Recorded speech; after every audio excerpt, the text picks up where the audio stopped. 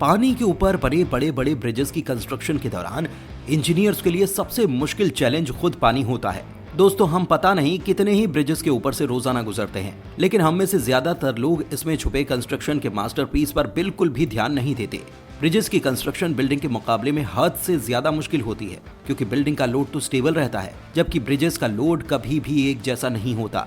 Bridge को हर वक्त लाखों टन वजनी लोड बर्दाश्त करना पड़ता है, और वो भी ऐसा लोड जो कि एक जगह से दूसरी जगह मूव कर रहा हो। जैसे जैसे आबादी बढ़ती जा रही है, वैसे वैसे ब्रिज और फ्लाईओवर की इम्पोर्टेंस बढ़ती जा रही है, और ये इम्पोर्टेंस उस वक्त पर ज्यादा बढ़ जाती है जब ब्रिजेस जमीन पर नहीं बल्कि पानी के ऊपर बने हों। जी हाँ, जहां जमीन पर ब्रिजेस की कंस्ट्रक्शन में वर्कर्स को मुश्किल चैलेंजेस का सामना करना पड़ता है, वहीं पानी पर ब्रिज की कंस्ट्रक्शन में 10 गुना ज्यादा चैलेंज आते हैं। पानी पर ब्रिज बनाने में एक एक इंच तो क्या, एक एक मिलीमीटर भी पहले से कैलकुलेटेड होता है, क्योंकि अगर एक भी मिलीमीटर की गलती हुई, अरबों रुपए और लाखों जाने एक ही झटके में ढेर हो सकती हैं। चाहे घर के कंस्ट्रक्शन हो या फिर बिल्डिंग या फिर ब्रिज, इन सब में एक चीज कॉमन है, और वो है इनकी फाउंडेशन। जैसे कि फाउंडेशन के बगैर कोई भी स्ट्रक्चर नहीं बन सकता, वैसे ही फाउंडेशन के बगैर ब्रिज की कंस्ट्रक्शन भी मुमकिन नहीं होती।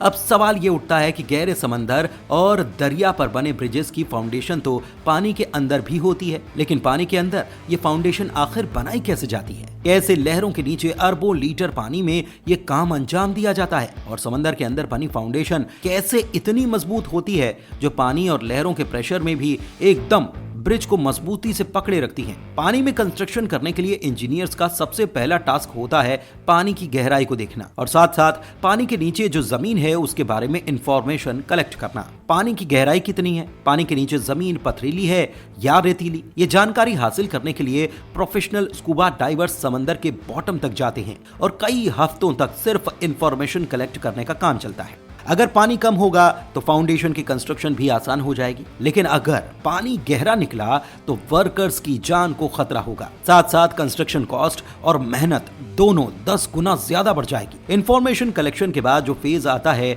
वो सबसे ज्यादा महत्वपूर्ण होता है कि आखिर अब स्ट्रक्चर बनाने के लिए पानी को इस जगह से हटाया कैसे जाए। जी हाँ, चाहे पानी कितना भी गहरा क्यों ना हो, जिस जगह फाउंडेशन बननी होती है उस जगह से पानी हटाना पड़ता है, लेकिन इतना गहरा पानी हटाया कैसे जाए? इंजीनियर्स ने इसके भी 3 मेथड निकाल रखे हैं। सबसे पहला और सबसे पुराना मेथड कॉफर डैम कहलाता है, यानी जिस जगह कंस्ट्रक्शन होना होता है उस जगह पर चारों तरफ से इतनी मिट्टी डाली जाती है कि वो पानी के लेवल से भी ऊपर हो जाए। जब चारों साइड ब्लॉक हो जाती है तो बीच से पानी निकालकर उसको खुश्क कर लिया जाता है, जहां कंस्ट्रक्शन का काम अब आराम से किया जा सकता है। लेकिन ये इतना आसान नहीं। अक्सर ऐसा होता है कि साइड्स पर डाली गई मिट्टी नरम हो जाती है और पानी का प्रेशर डैम की वॉल को तोड़कर कंस्ट्रक्शन साइट में दाखिल हो जाता है, जिसकी वजह से वर्कर्स की जान को खतरा रहता है। इस मसले से निपटने के लिए कॉफर डैम मिट्टी से नहीं बल्कि लोहे की शीट से बनाया जाता है, यानी लोहे की शीट एक एक करके मशीन की मदद से पानी में डाली जाती है, जो एक मजबूत दीवार बन जाती है। कंस्ट्रक्शन का काम खत्म होने पर नॉर्मली कॉफर डैम को हटा दिया जाता है। फाउंडेशन बनाने का दूसरा मेथड कैसॉन्स कहलाता है। इस तरीके में फाउंडेशन पहले जमीन पर बनाई जाती है और फिर उसको किसी शिप की मदद से उस जगह पहुंचाया जाता है जहां उसको इंस्टॉल करना होता है। अब चैलेंज होता है इसको पानी के अंदर डालने का, क्योंकि ये फाउंडेशन एक बॉक्स सरीखी होती है जो नीचे से बंद और ऊपर से खुली होती है।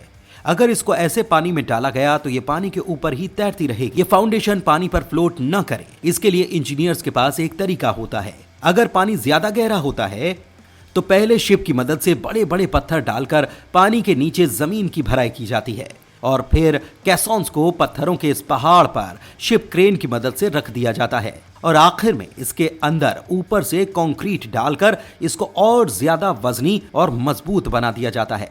लेकिन अगर पानी इससे भी ज्यादा गहरा हो तो फिर क्या किया जाए? इसके लिए फाउंडेशन बनाने का तीसरा मेथड इस्तेमाल किया जाता है, जिसको बैटरेड पाइल्स भी कहते हैं। इस मेथड में लोहे के बड़े बड़े पाइप्स को शिप्स की मदद से कंस्ट्रक्शन साइट पर पहले ट्रांसपोर्ट किया जाता है। प्लान ये होता है कि पहले इन पाइप को पानी के नीचे जमीन में धंसाया जाए, लेकिन धंसाने का काम आखिर मुमकिन कैसे होगा? ये पाइप इतने हल्के तो होते नहीं कि इनको इतने आराम से जमीन के अंदर धंसाया जा सके। आखिरकार एक एक पाइप हजारों टन वजनी होता है।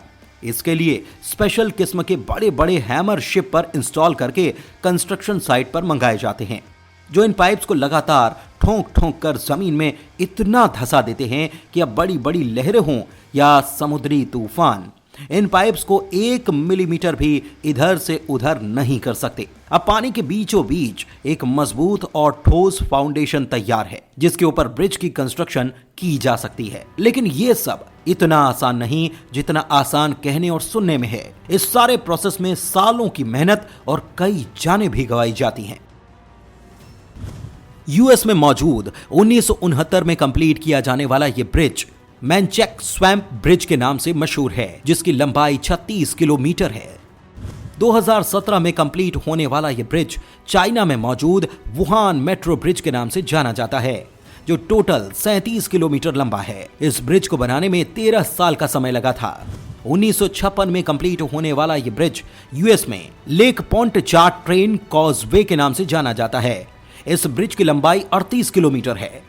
Guinness book of world record के मुताबिक पानी पर बनाया गया ये सबसे बड़ा ब्रिज है। 2010 में कंप्लीट होने वाला ये ब्रिज चाइना में मौजूद बीजिंग ग्रैंड ब्रिज के नाम से मशहूर है, जो टोटल 48 किलोमीटर लंबा है। थाईलैंड में मौजूद ये ब्रिज 55 किलोमीटर लंबा है, जो बैंगना एक्सप्रेसवे कहलाता है। 2008 में कंप्लीट होने वाला विनान विहे ग्रैंड ब्रिज चाइना में मौजूद है, जो 80 किलोमीटर लंबा है। दुनिया का चौथा लंबा ब्रिज भी चाइना में ही मौजूद है, जो कांगडे ग्रैंड ब्रिज कहलाया जाता है, और यह ब्रिज 106 किलोमीटर लंबा है। सिर्फ 4 सालों में कंप्लीट होने वाला यह ब्रिज भी चाइना में मौजूद है, जो तियानजिन ग्रैंड ब्रिज के नाम से जाना जाता है। यह ब्रिज 114 किलोमीटर लंबा है।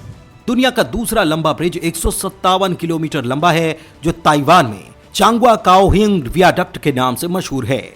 और दुनिया का सबसे लंबा डानयांग क्वाशान ग्रैंड ब्रिज चाइना में मौजूद है, जो सिर्फ 5 सालों में तैयार कर दिया गया।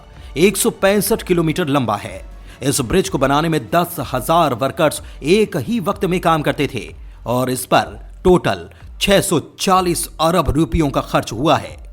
धन्यवाद।